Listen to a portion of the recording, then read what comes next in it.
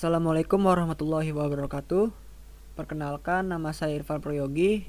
Kembali lagi di channel ini. Kali ini saya akan menjelaskan bagaimana cara kerja kontrol 4 silinder. Dan di video ini saya menggunakan software Fluid Sim. Langsung saja kita simak bagaimana caranya di video ini. Oke, kali ini saya sudah membuat rangkaiannya, yang dimana di bagian sini terdapat 4 buah double acting silinder, dan juga saya menggunakan turtle yang berjumlah 8 buah, dan untuk bagian solenoidnya saya menggunakan solenoid 5/2 yang berjumlah 4 buah. Untuk kontrolnya saya menggunakan 2 buah push button yang dimana ada PB start dan PB stop, dan juga saya menggunakan 2 buah kontaktor yang dimana ada K0 dan K1. Untuk di bagian sini saya menggunakan timer yaitu T1, dan saya menggunakan solenoidnya yaitu berjumlah 8 buah. Oke, langsung saja bagaimana cara kerjanya. Yang pertama kita klik dulu icon ini, lalu oke dan yes. Nah, lalu untuk memulai rangkaian ini kita tekan PB start. Dan ketika saya menekan PB start, maka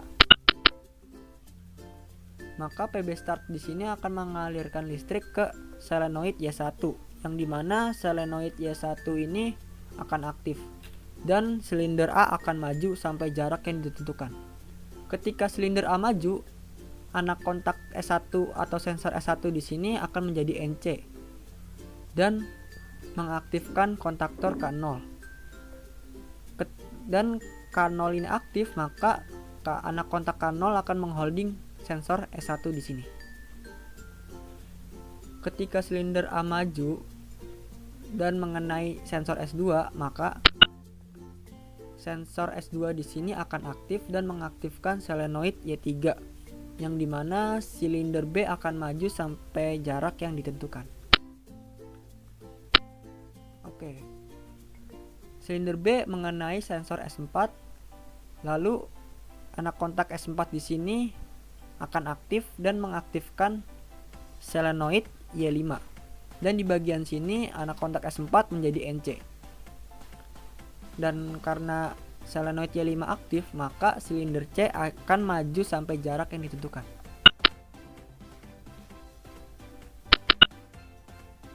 Oke. Karena silinder C maju dan mengenai sensor S6, maka anak kontak S6 akan aktif dan mengaktifkan solenoid Y7, yang dimana silinder D akan maju. Oke. Ketika silinder D maju, anak kontak S6 juga mengaktifkan kontaktor K1. Karena kontaktor K1 aktif, maka anak kontak K1 akan mengholding anak kontak S6 di sini. Dan juga anak kontak K1 juga mengaktifkan timer T1 di sini. Selain itu, anak kontak K1 juga menonaktifkan solenoid Y3, Y5, dan Y7. Oke, karena timer T1 aktif, maka T1 akan menghitung mundur sampai waktu yang ditentukan, yaitu sekitar 10 detik.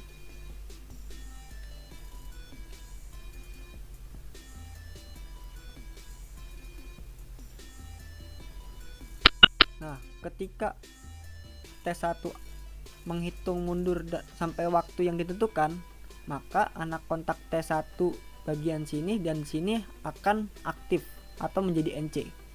Untuk di bagian T1 sini, anak kontak T1 sini akan mengaktifkan solenoid Y6, yang dimana silinder C akan mundur sampai jarak yang ditentukan.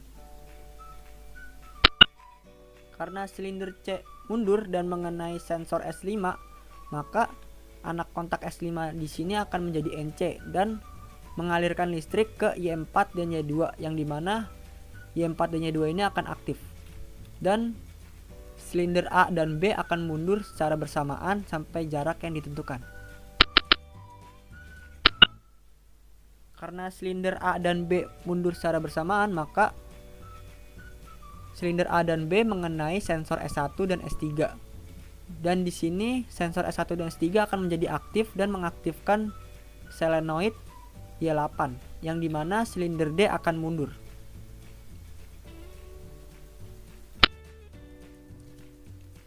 Dan karena di sini K0 mengholding dan silinder A di bagian S1, maka Y1 akan aktif kembali dan rangkaian akan terus mengulang terus menerus sampai saya atau kalian menekan PB stop. Dan untuk menekan PB stop ditekan lama, lalu dia akan berhenti secara sendirinya.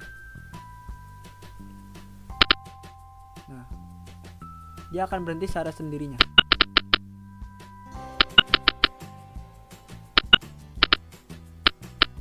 Oke, dia akan berhenti secara sendirinya.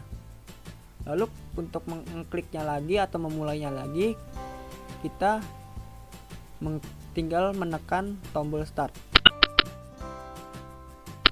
A maju, B maju, C maju, dan D maju, dan timer akan menghitung sampai 10 detik.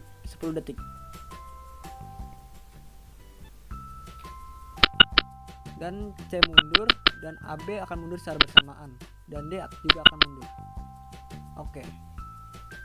Kesimpulannya dari rangkaian ini, siklusnya yaitu A plus, B plus, C plus, D plus, dan C min, AB min, dan D min. Dan sekian, terima kasih atas perhatiannya, dan terima kasih kalian sudah menonton video ini. Selalu jaga kesehatan kalian dan juga ikuti protokol COVID-19. Dan saya akhiri, wassalamualaikum warahmatullahi wabarakatuh. Have a nice day semuanya.